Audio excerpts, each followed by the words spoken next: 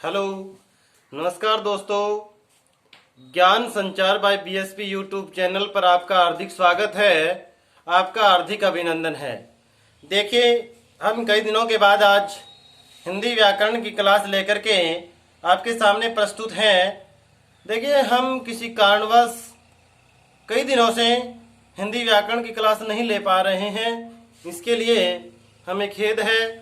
आज हम हिंदी व्याकरण का जो टॉपिक चल रहा था क्रिया विशेषण, उसको हम कंटिन्यू करते हुए आगे बढ़ेंगे और उम्मीद करते हैं भविष्य में आपकी प्रतिदिन डेली कक्षा होती रहे और हम आपको ज़्यादा से ज़्यादा बेहतर से बेहतर आपको मैटर प्रोवाइड करवा सकें। देखिए, हम क्रिया विशेषण पढ़ रहे थे और क्रिया विशेषण के अंदर हम महत्व और आवश्यकता पढ़ रहे थे और हम 5 महत्व पढ़ चुके थे। मैं एक बार दोबारा रिपीट कर देता हूं, हम 5 महत्व या 5 आवश्यकताएं कौन कौन सी पढ़ चुके थे। देखिए, हम पहला फर्स्ट महत्व हमने पढ़ा था कि एक क्रिया विशेषण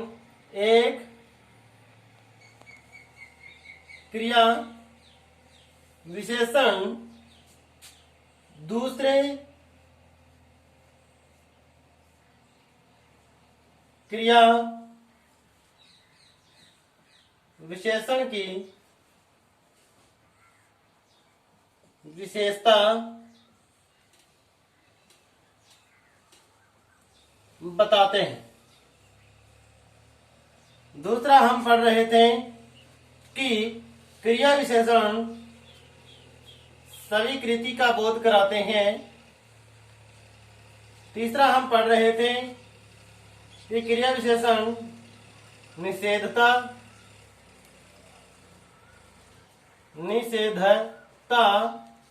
का बोध कराते हैं।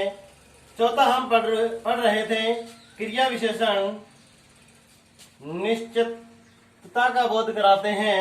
और पांचवा हम पढ़ रहे थे कि क्रिया विशेषण अनिश्चितता का बोध कराते हैं। जैसे कि हम पढ़ रहे थे, राम तेज चलता है, राम बहुत तेज चलता है। बहुत और तेज दोनों ही क्या है, क्रिया विशेषण है। इसके अंदर कि हाँ, कोई विद्यार्थी आकर के पूछता है कि सर मैं कक्षा के अंदर आ सकता हूँ, तो टीचर आदेश देता है कि हाँ, स्वीकृति देता है कि हाँ आ जाओ, निषेधता कि मत आओ। निश्चय यानी कि आज वर्षा जरूर होगी और अनिश्चय के अंदर हम पढ़ रहे थे कि शायद ही आज वर्षा होगी। देखिए, आज हम आगे कुछ और महत्व पढ़ेंगे कि और इसकी क्या क्या आवश्यकता पड़ी और इसमें क्या क्या महत्व निकल के सामने प्रस्तुत हुए। देखिए, छठा महत्व क्या है कि क्रिया विशेषण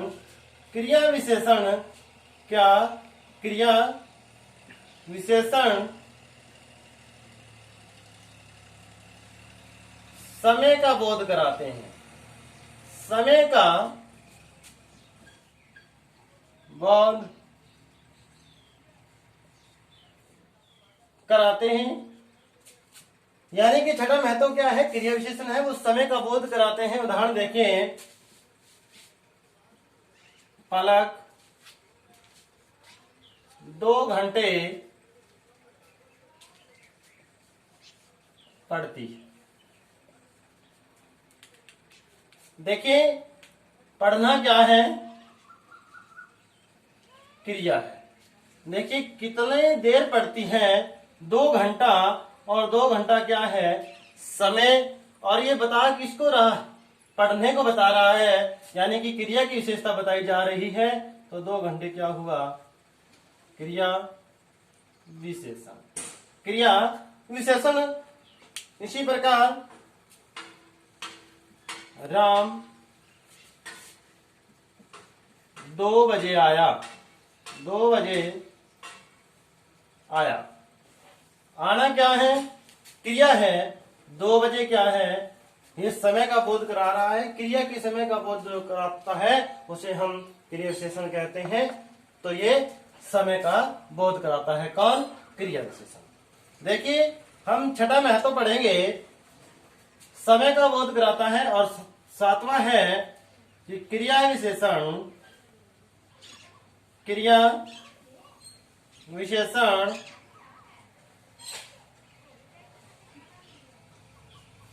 स्थान का बोध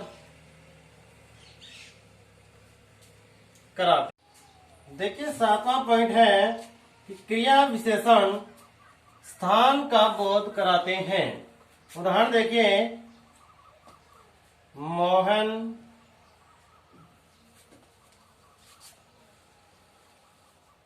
छत पर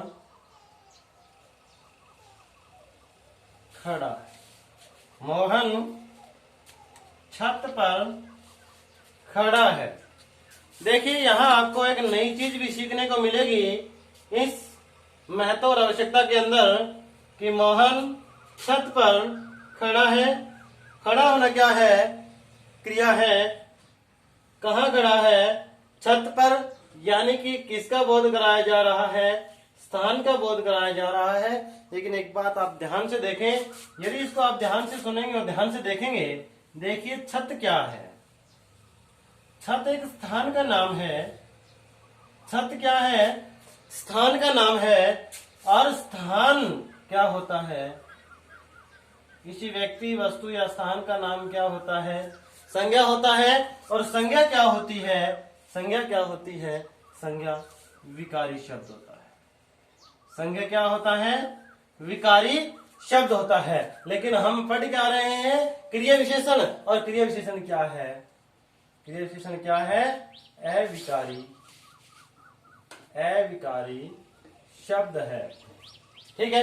अब देखिए, ये हमेशा जब क्रिया विशेषण किसी स्थान का बोध कराएंगे तो वो क्या होगा? वो अधिकरण कारक होगा। क्या होगा? अधिकरण कारक होगा। क्या होगा भाई? अधिकरण कारक होगा। और अधिकरण कारक की विभक्ति होती है, अधिकरण कारक की विभक्ति होती है में और पर। में और पर। में और पर अधिकरण कारक की विभक्ति होती है। और जब क्रिया विशेषण किसी स्थान का बोध करा रहा होगा तो क्रिया के साथ जो स्थानवाचक क्रिया विशेषण आएगा उसके अंदर वो क्या होगा? वो हमेशा और हमेशा अधिकरण कारक होगा। और अधिकरण कारक के कारण ही, अधिकरण कारक के कारण ही इसको क्या माना जा रहा है? क्रिया विशेषण माना जा रहा है, अविकारी शब्द माना जा रहा है। और एक दृष्टि से देखें तो छत स्थान है, स्थान संज्ञा होती है, और संज्ञा क्या होता है? विकारी शब्द होता है। और विकारी शब्द के अंदर हम 4 पढ़ चुके हैं, संज्ञा, सर्वनाम, विशेषण और अविकारी शब्द हम 4 पढ़ चुके हैं। कौन कौन से? संज्ञा, सर्वनाम, विशेषण और क्रिया। अब हम स्टार्ट कर चुके हैं अविकारी शब्द। और अविकारी शब्द के अंदर भी हम विकारी शब्द पढ़ रहे हैं। देखो एक दूसरे के ये रिलेटिव होते हैं, एक दूसरे से रिलेटेड होते हैं जब हम हिंदी व्याकरण पढ़ रहे होते हैं। देखिए हमारा 7वां पॉइंट था कि क्रिया विशेषण स्थान का बोध कराते हैं। अब हम 2-4 और पढ़ेंगे महत्व। बाद में हम क्रिया विशेषण के प्रकार पर वार्ता करेंगे। उसके बाद जो 3 अविकारी शब्द और बचते हैं, समुच्चय बोधक अव्यय, संबंध बोधक अव्यय और विस्मयादिक बोधक अव्यय, उसके ऊपर हम वार्ता करेंगे। देखिए 8वां महत्व क्या है? 8वां महत्व है कि क्रिया विशेषण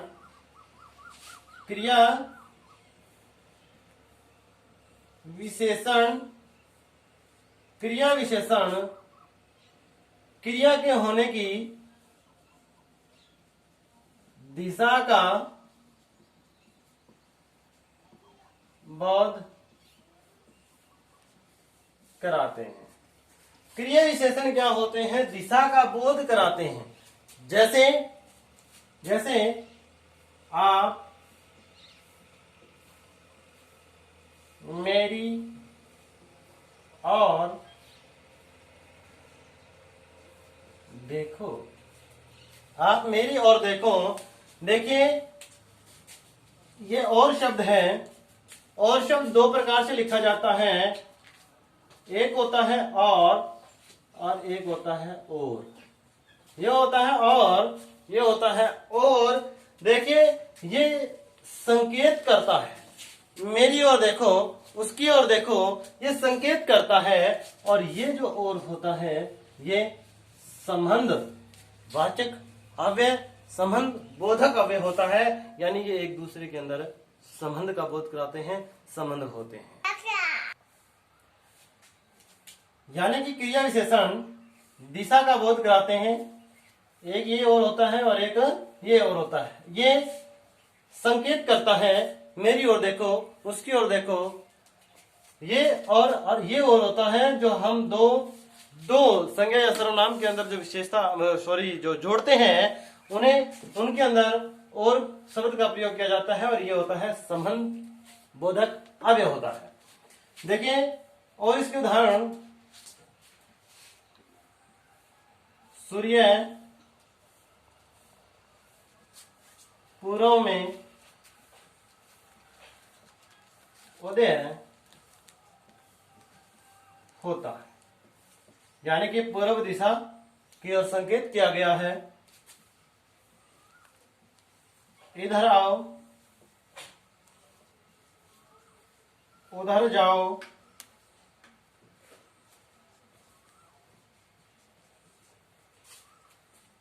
ये भी दिशा है।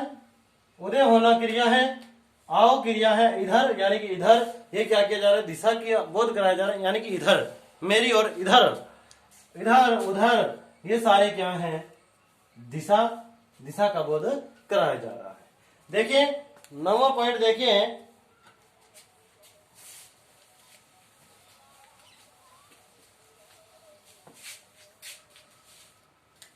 नौवां पॉइंट है हमारा क्रिया विशेषण। क्रिया विशेषण मात्रा का बोध कराते हैं। क्रिया विशेषण मात्रा का बोध कराते हैं। जैसे उदाहरण से सीखिए, जैसे श्याम बहुत खेलता है।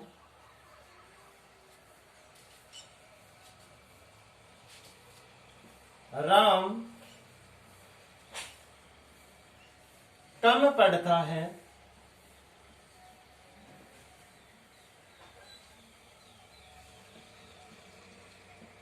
गीता थोड़ा खाती है। इसकी जगह लिख सकते हैं अधिक खाती है। देखिए ये मात्रा बताई जा रही है। खेलना क्या है, क्रिया, और कितना, बहुत ज्यादा, बहुत ज्यादा। ये क्या है, मात्रा, कम, थोड़ा, अधिक, अल्प, जरा सा। ये सारे के सारे क्या हैं, ये सारे के सारे क्या है, मात्रा का बोध कराने वाले शब्द हैं। और ये शब्द इस क्रिया की विशेषता बता रहे हैं। तो ये शब्द क्या हुए, क्रिया विशेषण। क्या हुए, क्रिया विशेषण। और देखिए 10वां महत्व। देखिए 10वां महत्व क्या है, क्रिया विशेषण। क्रिया विशेषण क्रिया के होने का ढंग बताते हैं।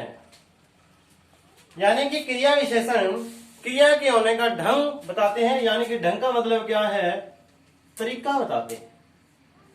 क्या, दोबारा सुनना, कि क्रिया विशेषण क्रिया के होने का तरीका बताते हैं। क्रिया विशेषण क्रिया के होने का ढंग बताते हैं। जैसे बस फटाफट भर गई। बस फटाफट भर गई। यानी कि भरना और जाना क्या है, दोनों क्रिया है। और तरीका क्या है, फटाफट। क्या, फटाफट। रोहन तेज चलता है। रोहन तेज चलता है।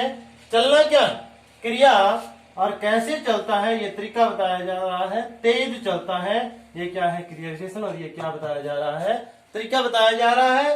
ये हम क्रिया विशेषण के 10 महत्व या 10 आवश्यकता हमने पढ़ी। अब हम इन 10 महत्व और आवश्यकता को एक टेबल के रूप में हम आपके सामने प्रदर्शित करेंगे। आप इसको ध्यान से मेरी शब्दावली को सुनना और इसको देखना।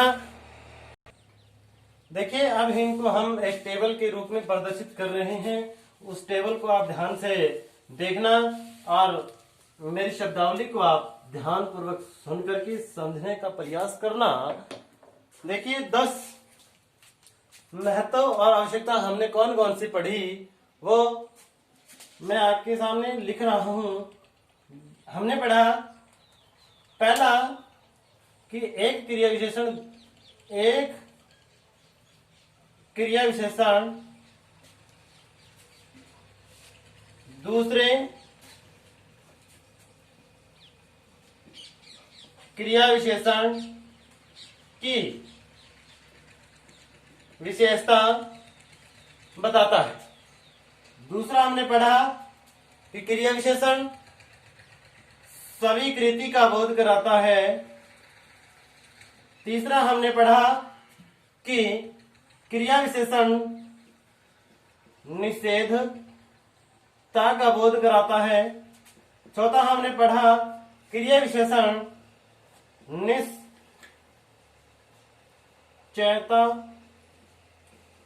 निश्चयता का बोध कराते हैं।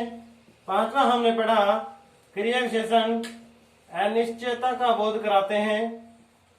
छठा हमने पढ़ा कि क्रिया विशेषण समय का बोध कराते हैं। और सातवां हमने पढ़ा क्रिया विशेषण स्थान का बोध कराते हैं। आठवां हमने पढ़ा कि क्रिया विशेषण मात्रा का बोध कराते हैं। और 9वां पढ़ा हमने कि दिशा का बोध कराते हैं।